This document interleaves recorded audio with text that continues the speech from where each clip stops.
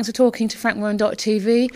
It must seem a long time since your last fight, because it has been a while. Yeah, I think it's going to be around about 10 months, but, you know, unfortunately what it was, I was very active in my sort of first year of boxing. I had 10 fights, I think, and then I went on sort of 6 fights the following year. And obviously, as you move up the ranks, they taper off. But, yeah, it is a long time in anybody's kind of recollection, really, but there's nothing could be done, really. It's just, you know, the injury kept me out, and here I am, back. Was there an opportunity for a warm-up fight, and did you just choose not to have that?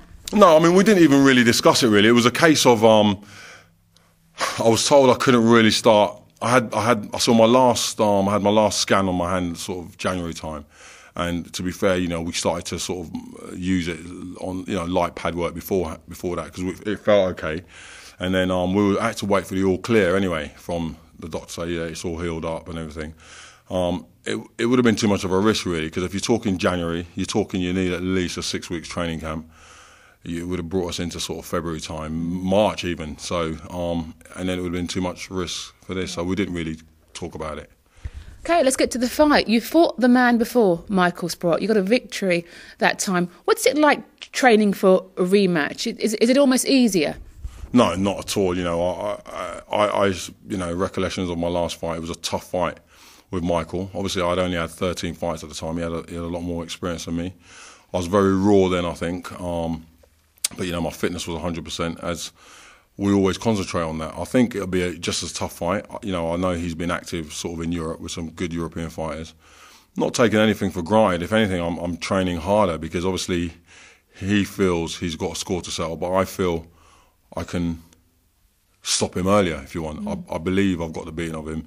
Not just because I won last time, but I just feel I've improved as a fighter, as a person. I believe my experience now will help me, and I know how to train to get the best out of my ability.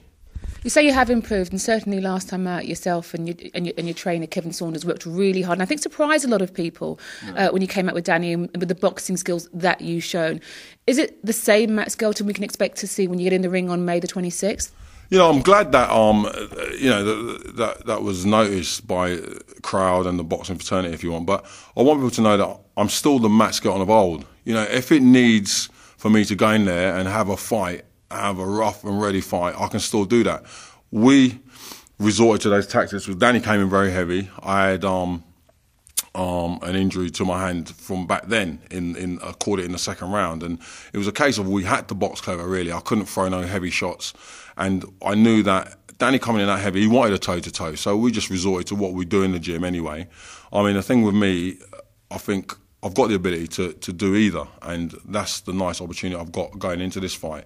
I mean, it's nice that the crowd appreciate the way I box, but, you know, ultimately for me, I've always said it, is the winning, and if it looks untidy and it's not pleasing to the eye, so be it. But obviously, ideally, you want to look good and win. So.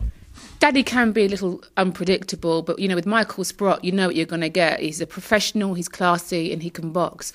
What's it going to take to beat a Michael Sprott? Is it the baller or the boxer? I think it's a bit of both, really. I think Sprott, in some of his fights when he fought over in Europe, in Germany, shall I say, and his last fight, obviously, I was ringside when he fought Danny. Audley, sorry. And he fought very well, you know, like the punch what caught Audley to stop him was a good punch, you know. I'm not taking nothing away from Michael. People call it a lucky punch. I don't think it was. He obviously knew what Audley was about, because apparently they trained together in the amateurs. But I believe I didn't see nothing there to make me think, wow, you know, this is a totally new guy. I believe he's got the same attributes as he had before. They're a little bit more polished. He's obviously got a lot of self-belief coming into this fight after doing what he'd done to Audley. But I've always believed I had the beating of Audley, and I believe I've got the beating of Michael Sprott, and you know, hopefully I'll show that on the night.